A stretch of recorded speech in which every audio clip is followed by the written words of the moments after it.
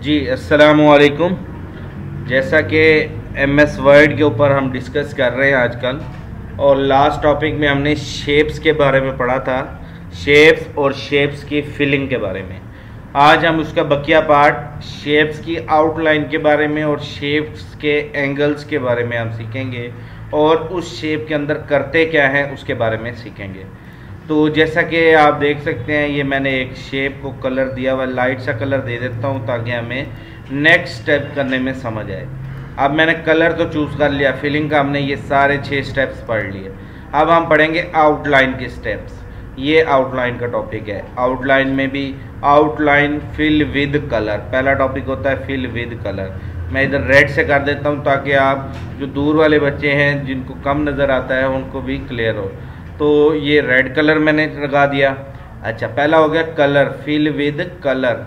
दूसरा है no outline, मतलब कि आप आउटलाइन लगाना ही नहीं चाहते, ठीक है, आउटलाइन को रिमूव करना चाहते हैं, तो नो आउटलाइन पे क्लिक कर देंगे तो वो ख़त्म हो जाएगी, और लगानी है तो रेड।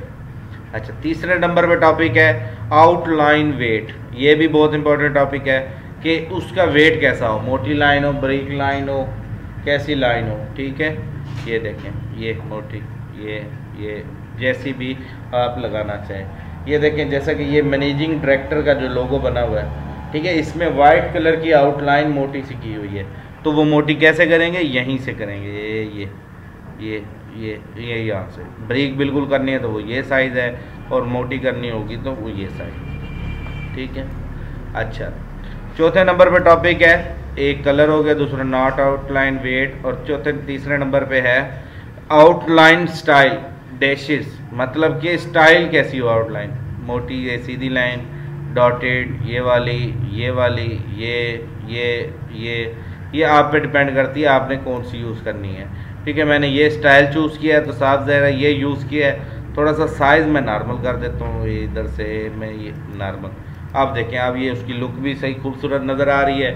और ये अब हमने इसमें आउटलाइन स्टाइल के बारे में सीखा, ठीक है, आउटलाइन। और अब हम तीसरा बटन है इसका आउटलाइन शेप्स चेंजेस के बारे में, कि शेप के एंगल्स को चेंज करना, ठीक है।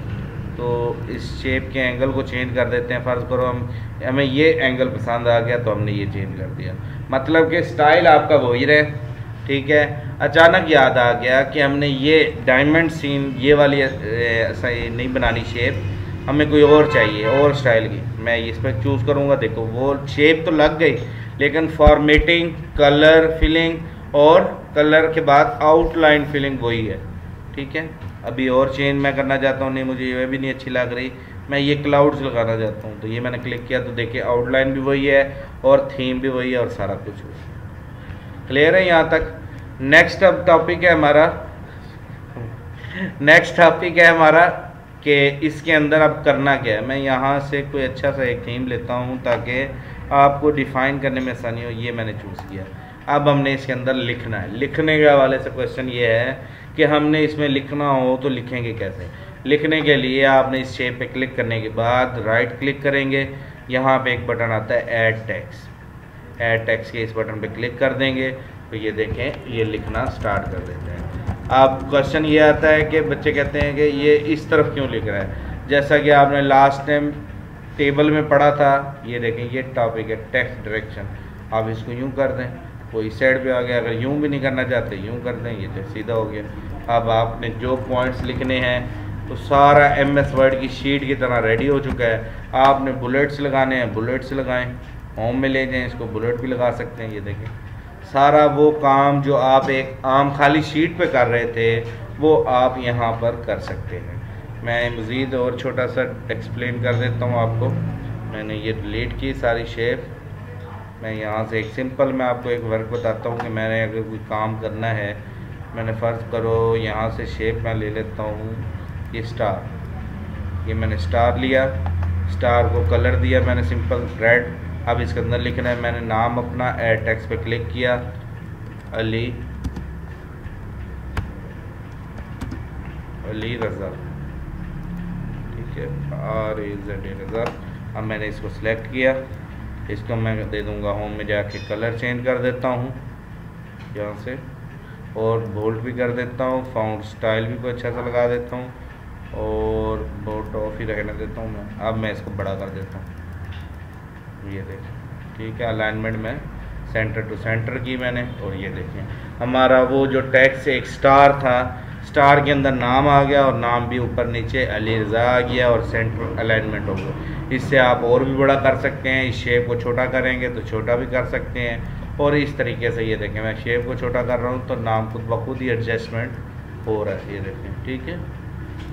तो नाम का हमने टेक्स्ट का फाउंट बड़ा रखा है, इसलिए उसको छोटा करेंगे तो शेप को छोटा कर सकते हैं। अब इसको जहाँ पे ले जाना चाहें लगा सकते हैं। इससे इस शेप्स के टॉपिक से आप लोगोज वगैरह भी बना सकते हैं, कोई भी चीज़ डिज़ाइन कर सकते हैं। ये जैसा कि तमाम हमारे पोस्टर एकेडमी में लगे हुए हैं, एक्सीलेंट एकेडमी का लोगो है और ये लोगो है, ठीक है। तो ऐसे ये तमाम चीज़ों की प्रैक्टिस करें आप, ठीक है।